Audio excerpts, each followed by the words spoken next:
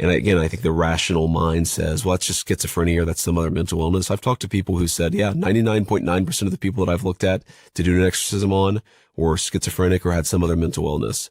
But there are weird things out there that we cannot explain. There are weird moments. I mean, I remember not long after my grandmother died, my sister lost, she didn't really lose her temper, but like got kind of angry with her daughter, and her daughter's, I don't know, 7 or 8 years old at the time. And like the light bulb just exploded.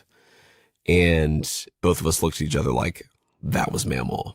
Remember I was talking, I write about this in Communion. I was talking to the New York Times writer, about the Pope and sort of different perspectives on the Pope. And he was more critical of the Pope. And I was more, my attitude is like, he's not a politician. You can't judge him by politician standards. This is the last Pope.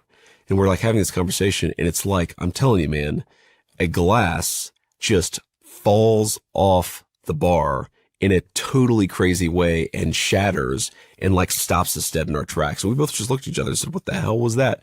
And I'm a believer in mystical experiences. I don't think they happen that often, but I think that people have experiences that are impossible to explain if you have a purely narrow, hyper-rational view of the world. In other words, I think the hyper-rational view of the world is actually not totally accurate. There's some weird shit out there. So you think aliens could be real? I do.